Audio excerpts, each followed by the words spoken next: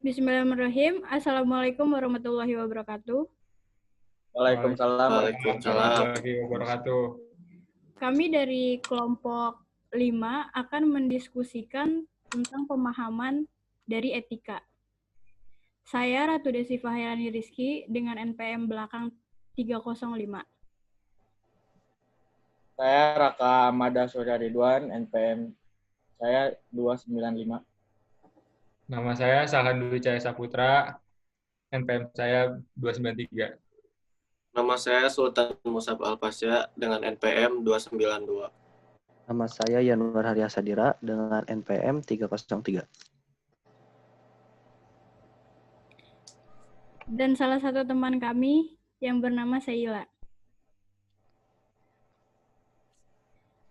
Pertama, menurut saya akan mendiskusikan tentang etika keutamaan. Setelah saya cari dan saya result, teori ini bersumber dari pemikiran Aristoteles pada tahun 384 sampai 322 sebelum Masehi. Menurut Aristoteles, etika dikaitkan pada kepribadian, sifat perangai atau ciri-ciri perwatakan. Usaha pengembangan moral seharusnya mengarah pada pembentukan watak mulia dan terbaik, bukan kepatuhan kepada peraturan masyarakat. Melalui pengembangan watak mulia, nilai-nilai etis secara intrinsik lebih mudah tertanam.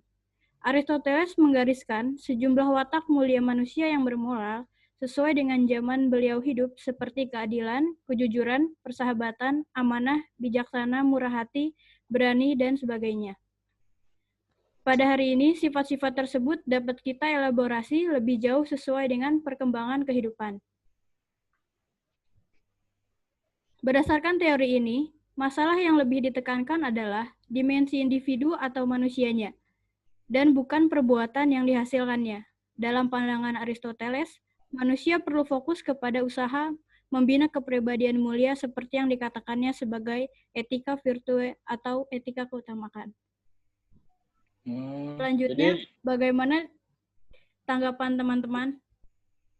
Kalau dari pandangan Aristoteles, manusia itu perlu fokus pada usaha membina kepribadian mulia ya? Ya. Ya. Selanjutnya, di dalam etika keutamaan ada wujud pribadinya. Dengan sifat-sifat yang terpuji akan menciptakan keseimbangan dan kebahagiaan hidup. Sebagai suatu contoh, sifat jujur dan amanah dapat menjauhkan kita dari watak korupsi dan perbuatan mementingkan diri sendiri. Sementara sikap suka menolong orang lain akan membantu orang dalam memecahkan sebagian urusan hidupnya. Sifat tegas akan menjadikan kita lebih berprinsip dan dihormati. Tidak mudah diombang-ambingkan oleh situasi. Sedangkan sikap bekerja keras membawa pada sifat kesungguhan, kecemerlangan, dan keberhasilan. Dengan demikian, pribadi mulia akan mendorong pada perilaku bermoral. Menurut kalian, pendapat dari etika wujud pribadi ini gimana?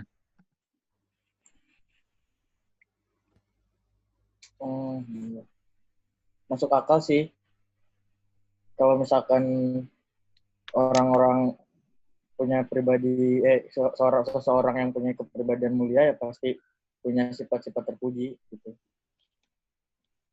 Ya, gimana? Yang lainnya?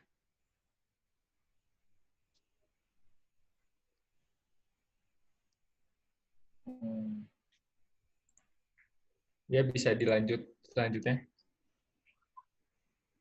Menurut saya, sifat dasar manusia hakikatnya memiliki kecenderungan untuk menjadi lebih baik. Aristoteles sendiri sangat menekankan bahwa manusia mencapai kebahagiaan bukan dengan mengejar kesenangan dan menghindari perasaan sakit, seperti diajarkan kaum hedonis, atau dengan mengharapkan pemenuhan segala keinginan, melainkan melalui tindakan yang mengaktualisasikan potensi-potensi dalam dirinya. Dengan kata lain, kebahagiaan manusia dicapai melalui usaha pengembangan diri. Teori ini juga menjelaskan bahwa memiliki pribadi mulia bukanlah suatu yang bersifat alamiah. Maksudnya manusia tidak dilahirkan dengan sifat baik atau jahat. Menurut kalian gimana, Sob? Iya, iya. Iya.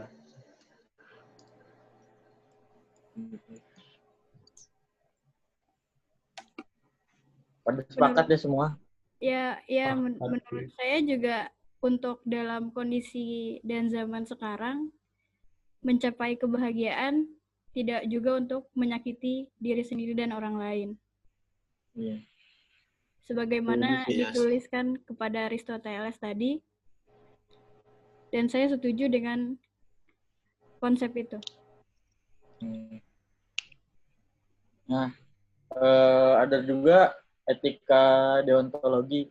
Istilah deontologi berasal dari kata Yunani, yaitu deon yang berarti kewajiban. Dalam pemahaman teori deontologi, memang terkesan berbeda dengan utilitarisme. Jika dalam utilitarisme menggantungkan moralitas perbuatan pada konsekuensi, maka dalam deontologi benar-benar melepaskan sama sekali moralitas dari konsekuensi perbuatan. Dalam suatu perbuatan pasti ada konsekuensinya. Dalam hal ini, konsekuensi perbuatan tidak boleh menjadi pertimbangan. Perbuatan menjadi baik bukan dilihat dari hasilnya, melainkan karena perbuatan tersebut wajib dilakukan. Deontologi menekankan perbuatan tidak dihalalkan karena tujuannya. Tujuan yang baik tidak menjadi perbuatan itu juga baik. Di sini kita boleh melakukan suatu perbuatan jahat di sini kita tidak boleh melakukan suatu perbuatan jahat agar sesuatu yang dihasilkan itu baik. Contohnya, misalkan kita tidak boleh mencuri, berdusta untuk membantu orang lain, mencelakai orang lain melalui perbuatan maupun ucapan, karena dalam teori deontologi, kewajiban itu tidak bisa ditawar lagi, karena ini merupakan suatu keharusan. Bagaimana teori deontologi ini?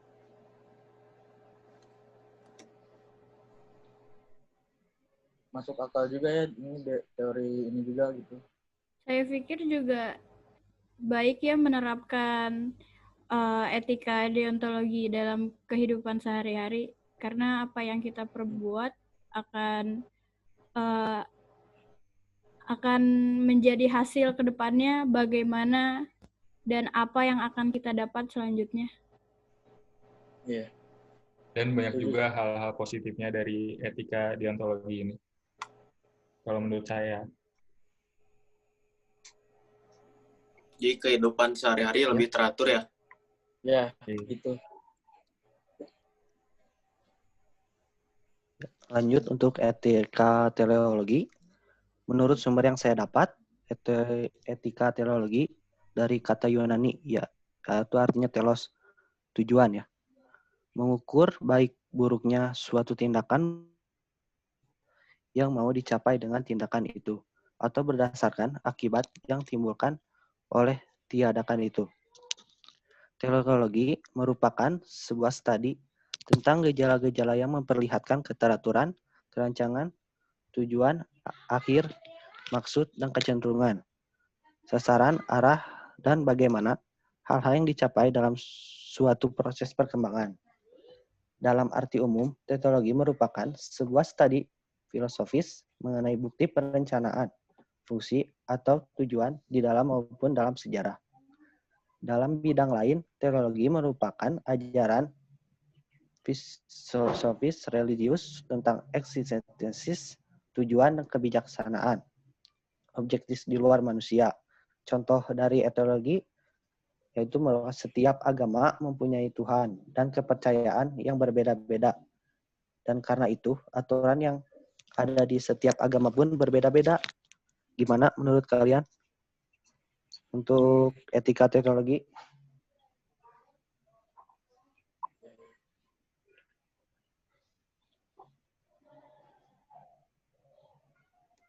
Teleologi juga itu punya dua aliran ya, egoisme etis Iya. sama Utilitarianisme. Etika teleologi ini sangat baik ya untuk diterapkan, terutama untuk di Indonesia. agar terciptanya keteraturan dan keharmonisan di mana banyak agama dan banyak budaya yang berbeda-beda. Agar menciptakan pluralisme ya.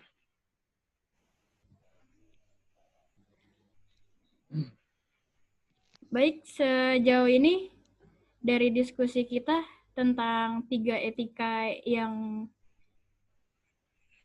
akan atau diterapkan ini, menurut kalian bagaimana dan apakah kalian paham tentang ketiga dari etika tersebut?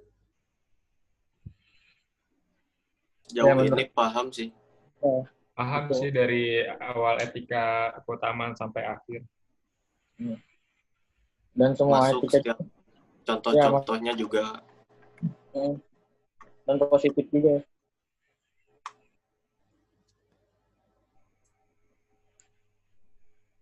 Dari etika ini banyak yang bisa kita pelajari, terutama untuk mengatur keteraturan dalam hidup dan bermasyarakat ya, terutama untuk saat kita bergaul atau saat kita berkomunikasi dengan individu lain atau sedang berkomunikasi dengan orang yang lebih tua atau yang lebih muda.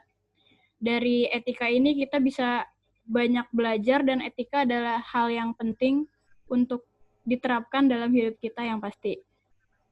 Sejauh ini, apakah ada yang ingin ditambahkan oleh teman-teman sekalian untuk diskusi hari ini?